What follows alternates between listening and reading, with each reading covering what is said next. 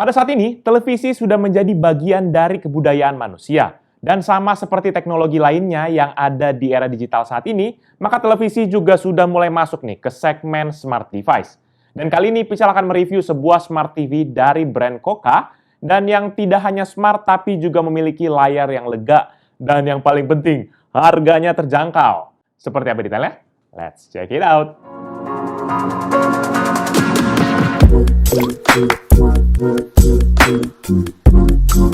Halo guys, balik lagi bersama Pical, dan setelah sekian lama akhirnya Pical nge-review Smart TV lagi nih. Dan kali ini dengan Smart TV dari brand Koka. Dan masih terbilang ini yang seri terbarunya, yaitu Koka Smart TV 43 S7G. Pical akan bahas nanti mulai dari unboxing, tampilan secara fisik, spesifikasi, dan juga fitur-fitur yang ditawarkan oleh Smart TV ini.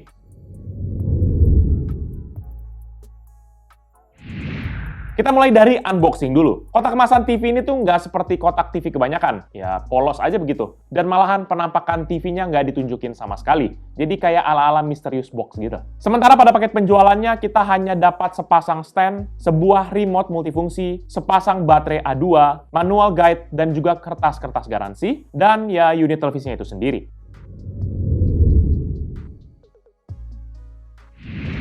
Koka Smart TV 43 S7G ini tuh merupakan Smart TV dengan bentangan diagonal sebesar 43 inci. Dan untuk desainnya sendiri tuh Smart TV ini udah kelihatan keren. Bodi yang slim dibalut dengan sudut-sudut yang tegas membuat TV ini tuh terkesan kokoh, ditambah lagi dengan frame layarnya yang hitam dan dikombinasikan dengan stripe metal di bagian bawah. Kombinasi ini membuat TV ini tuh jadi terlihat futuristik. Bezel layar terlihat juga tipis secara fisik, tapi sebetulnya masih ada juga tuh black bar pada sisi bagian dalamnya. Black barnya ini sebenarnya juga masih tergolong tipis lah, hanya sebesar 0,5 cm pada sisi atas, kanan, dan juga kiri, dan juga 1 cm pada sisi bawah. Dan kalau pada bezel bawahnya ini terdapat logo Koka dan sebuah tombol power dengan LED indikator pada bagian bawahnya. Sementara dari sisi build quality, TV ini tuh terbuat dari dua bahan yang membentuk bodinya, yaitu yang pertama plastik pada sisi depan dan juga kaki-kakinya, dan juga bahan metal pada back cover bodinya. Penggunaan bahan metal pada Smart TV ini tuh mungkin dimaksudkan agar penyerapan panas pada bagian komponen TV ini tuh bisa lebih optimal. Dan beralih ke sisi dimensi, Smart TV ini tuh hadir dengan ukuran 95,4 cm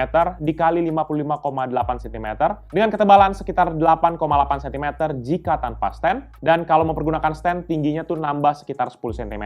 Dan juga jelas ketebalannya akan bertambah seiring dengan lebar dari standnya itu tersendiri. Dan bobotnya sendiri tuh hanya sekitar 5,9 kg. Jadi masih bisa deh kita angkat sendiri-sendiri kemana-mana gitu ya. Cuma memang TV-nya lebar banget gitu, jadi ya ekstra hati-hati lah. Di bagian belakang bodinya ini memiliki bahan yang matte sehingga agak lebih kasar, dan di sini terdapat semua port-port yang dibutuhkan. Mulai dari sisi sebelah kiri hanya terdapat port untuk colokan listrik, dan di sebelah kanan baru terdapat port yang cukup ramai, yaitu 2 port USB 2.0, 1 port antena, 1 port digital audio output, 2 port HDMI versi 2.0B, 3 port audio video input, dan 1 port Ethernet. Terakhir di bagian tengah itu tuh di bagian belakang gitu ya, ada support untuk mounting ke dinding. Ukuran mountingnya ini sendiri adalah 200 x 200, dan Pical apresiasi hal ini karena kita akan mudah gitu ya kalau kita mungkin yang suka lebih nempel ke dinding, kayak Pical tuh ada beberapa TV yang Pical tempel ke dinding gitu ya, biar lebih lega gitu.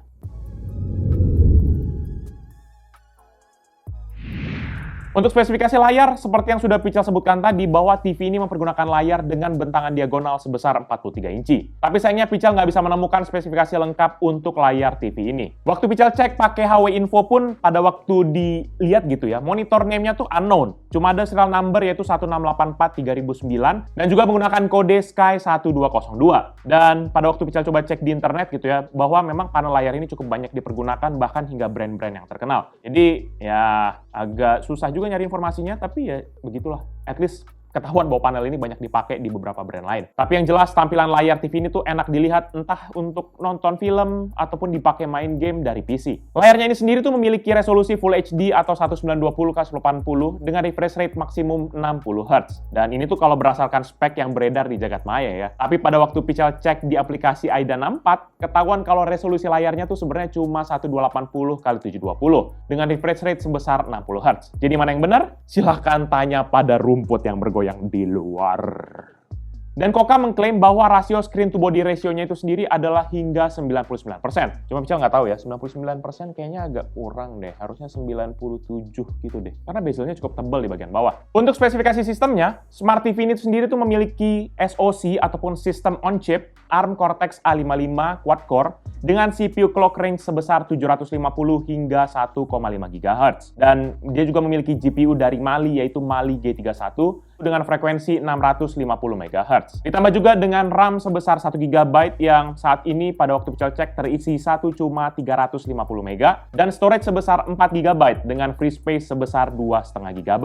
Pical lakukan beberapa tes untuk melihat kinerja Smart TV ini. Yang pertama dengan 3D Mark Slingshot. Hasilnya adalah 328 untuk grafik dan 870 untuk physics, sehingga hasil rata-ratanya sebesar 381 poin. Selanjutnya dengan GFX Bench, dan tesnya ini sendiri pada waktu Pical jalankan tuh nggak bisa dijalankan sama sekali karena TV-nya langsung ngehang di tengah pengetesan. Jadi harusnya kita nggak bisa tekan tombol power pun nggak bisa gitu. Jadi harus cabut powernya. Dan untuk game, Pical coba mainkan beberapa game yang tergolong ringan sebenarnya untuk HP Android, namun sayangnya banyak yang nggak jalan dengan benar. Ya mungkin karena keterbatasan RAM-nya yaitu cuma 1 GB doang yang membuat jadi nggak bisa jalan gitu ya. Dan pada waktu Pical kayak tes Asphalt pun free space-nya penuh gitu ya. Palingan pada waktu Pical tes ya game-game ringan banget untuk TV Android gitu ya, yaitu seperti kayak Red Bull 4, itu masih playable lah. Sementara itu dari sisi konektivitas, Smart TV ini tuh dilengkapi dengan Wi-Fi 2,4 dan juga 5 GHz, serta Bluetooth versi 4.0.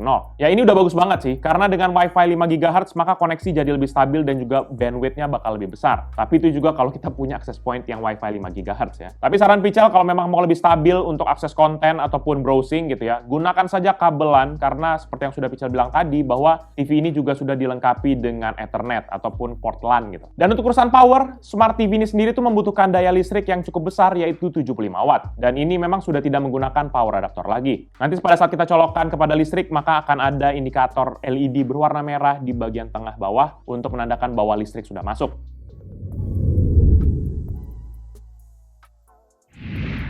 Koka Smart TV 43S7G ini sendiri adalah sebuah perangkat televisi digital yang sudah dilengkapi dengan sistem operasi Android 11.0.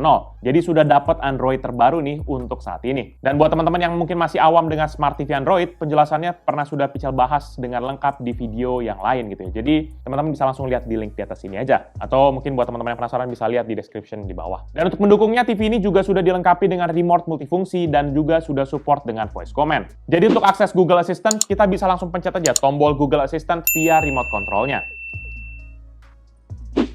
Find racing car.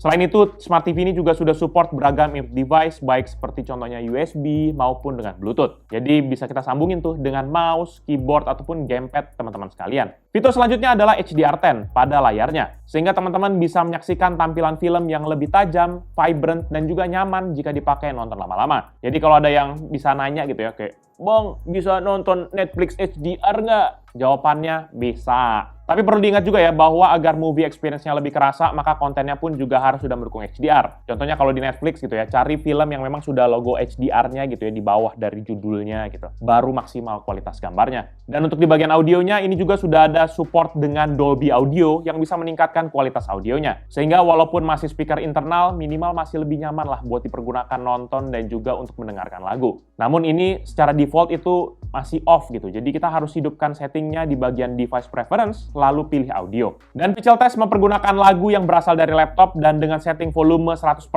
di volume laptop dan 25% di volume TV, maka speaker TV ini sendiri tuh bisa menghasilkan suara rata-rata sebesar 87,4 desibel dan maksimum hingga 95,2 desibel. Berikut ini merupakan contoh hasil suara dari Koka Smart TV 43S7G.